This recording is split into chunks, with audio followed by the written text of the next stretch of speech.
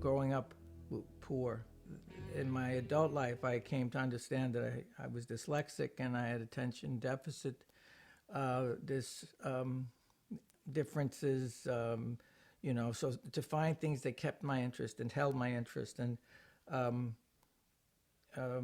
the creative arts was something, when I discovered acting in high school, it was the one thing that challenged me and excited me and was entertaining and occupied my time, and time flew, within those elements, and I liked that. And also it was an opportunity for me to make a living. I thought that this was one way to get out of the neighborhood. You blew it, all right? You had the guy 4 fucking days, Jack. 4 days! You could have walked him backwards and not fucking blown it, but you blew it. I remember thinking as a young man that in order to find my niche, that it was going to be as a character actor. That I wasn't a leading man.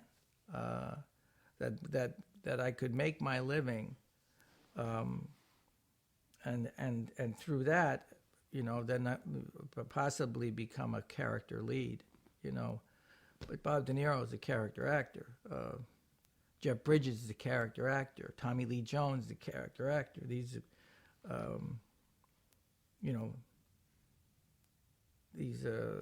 Spencer Tracy, Bob Duvall, Peter Sellers. Where the character embodies them. That's what I want to do. That's what I want to be. That's when I grow up. What do you think? I'm gonna try to stiff you? You? Never. You would never try and stiff me. Do I detect some kind of sarcasm here? Never. Where never. Where have I inherited this reputation? I have never done business with anybody, and Jerry is my witness, that I have ever. Does that phone ever ring? Has that phone ever rang with a complaint about me? Never. The way I heard about this project was Martin Brest was somebody that I knew socially. I knew him from New York, and we had the same agent, Harry Offland, and Marty was. I got a phone call from him, and he said, "Listen, I'm doing this movie with Bob De Niro, and I knew De Niro from around the area when he was coming up. I would see him in the Village all the time, and I was a fan of his work. But actors are very competitive by nature, so it's like playing chess or tennis, and you keep your eye on the ball. I didn't have the luxury to be in awe of anybody, If anything, I was envious of the rung that they were standing on, and how could I knock them off that rung? So he said, there are these 2 guys in this thing, and you can play either one of them. Read the script and tell me what you want to do. And it was the 2 guys that chase Chuck Grodin's character. So I said, I don't want to play those guys. I'm not interested in that. He said, well, what do you want to play? I said, I want to play the accountant. He said, well, that's not going to happen. He said the only part that I said, well, what about the bail bondsman? He goes, no. He says, I got this whole idea. You're too young, and I want him to be big and fat. And I said, well, I want to be in your movie, and that's the only part that I'd be willing to play. He says, well, then you got to come in and earn it. The other 2 guys, I'll give you one of them, But if you want this part, you got to come in and win it. And so I went in, and I remember going in, and I was reading with De Niro. Isn't Serrano the guy that ran you out of Chicago when he was running things back then? He didn't run me out. Yeah, right. You give up being a cop to do this shit. De Niro held out his hand, and he says, where's my money? And I took his hand and I shook his hand like, you know, my buddy, and I cupped his hand and I said, "What's the matter with you?" I said, "Don't you, you know, stop it. You don't trust me? What do you think? I'm not going to pay you?" You know, I put his hand on my heart, whatever I did. But I could see De Niro wake up, like, you know, like, oh, this guy's got something going on here. I mean, it's only a matter of time before Serrano vanishes this guy from the planet, and I'm out $450,000. You're out $450,000 on this guy? No. No. No, because I got you, and you're the best, and you're gonna find him and bring him back. And then later in the day, my agent said, "I got good news and I've got bad news." He says, "The good news is you got the part, but the bad news is the movie just went into turnaround, and they're not doing it at Paramount." The following day or 2 days later, it was set up at Universal. So I had a job. Jesus, Jack, where the hell you been? Jack, I want to talk to him. Jack, where are you? Once I got the job, now they were auditioning the guys that played my assistant, the guy that worked for me. So they wanted me to read with Bob De Niro and the actors that were coming in for that part. So I was in the room with Marty and Bob and Michael Chinich, who was the casting director, and I think Bill Gilmore was the producer. And what was really compelling to me, what I learned was I saw some really terrific actors that I really admired their work. And they came in and they lost their lunch over De Niro. They completely lost their game face, you know, and they were compelled to tell him what he meant to them. And every time they opened their mouth, they lost a job. And there was a break.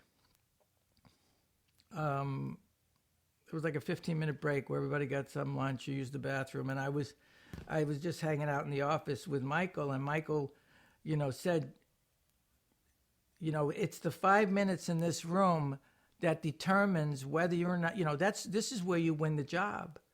And if you don't come in with your game face on and have that determination to get that job, once you get the job, going to work is easy. You know, that's where the fun is. But it's coming in here and doing what you need to do in order to create a character that's convincing and appealing and you know, that is that perfect piece, because we all want, and everybody that comes in, we want them to be great.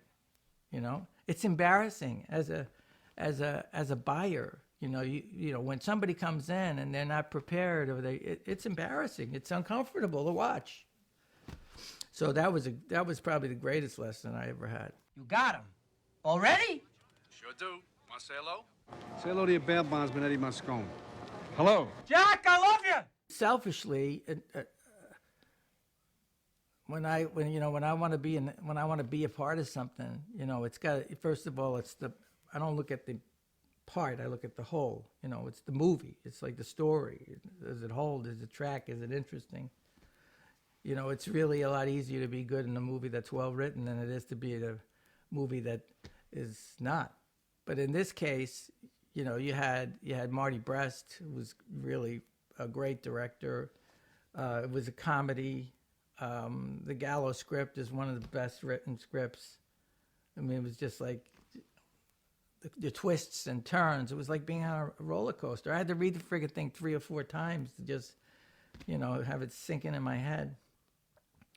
And, you know, and I wanted to work with De Niro. Wait a minute. You put Marvin on this case, you fucking piece of shit. You fucking deceptive! You vermin! You Are you fucking done yet? You slime ball in the sea of pus. All of the scenes that we had on the phone, we were always on the phone with each other. So, you know, sometimes when you do those scenes, you're talking to a script supervisor. It was great. I mean, you know, I think the injustice that occurs to somebody like Bob De Niro or even Meryl Streep is what, you know, is what people put on them. You know,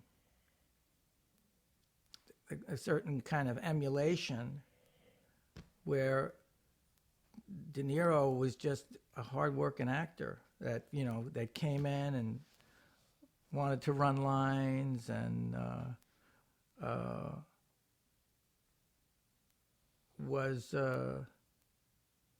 just, like any other good actor I ever worked with. If anything, I could see the smoke and mirrors too. I could see moments working with him where it's like, well, Jesus, he's just like me.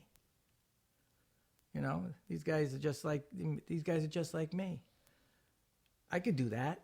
You gotta be back here in less than 2.5 fucking days. $500,000 of my money. What the fuck is going on there? Eddie, I swear to God, don't start with me now, or I will shoot him and I will dump him in a fucking swamp. I think that that this was like the first balls out comedy that De Niro ever worked on, and I think that Marty really opened him up, and in that and also Grodin, who I think is Grodin is a genius comedian. I think that if anything, that Charles Grodin was the glue of this movie, because he actually set the tone. Because nobody's going for laughs, it's deadly serious, and out of it, all of this comedy comes out of it. Oh, no, come on. Cigarettes are killers. So are women. Not the right woman. My wife and I have a wonderful relationship. She stuck it out with me through all of this. Yeah, stuck it out with you and all your millions. What a trooper. It was like flawless. Everybody, all of the actors, even that. I still remember the woman at the ticket counter. That little thing. But that credit goes to Marty Brest too. Marty Brest has a terrific eye, and also a determination. He doesn't settle. So it'll go on and on and on and on and on for a long time, and you do a lot of takes with Martin. He's great. I want this guy taken out, and I want him taken out fast. You and that other dummy better start getting more personally involved in your work, or I'm going to stab you through the heart with a fucking pencil. Do you understand me? Dennis Farina, for Christ's sakes, what an actor, and what he did with that part. Each character, Ashton, Kotto, Yaphet, for Christ. And they've done a TV series version of this. They're talking about doing a Midnight Run sequel now. But they don't think about the elements that made it successful in the first place. It's like they want to do. They're talking about Midnight Run 2, but they don't call up George Gallo or they don't call up Marty Brest. It's nuts. Now listen, also, get Dorfler down here. Find him and get him down there too. Ultimately, you have very little to do with it. The idea. The good fortune comes. It's like, how do you get there? How did I get there? How did I get to be a part of it? I've done over 150 movies in my career, of which 6 or 7. There have been 6 or 7 occasions where people wanted to come and interview me about them. So it's like.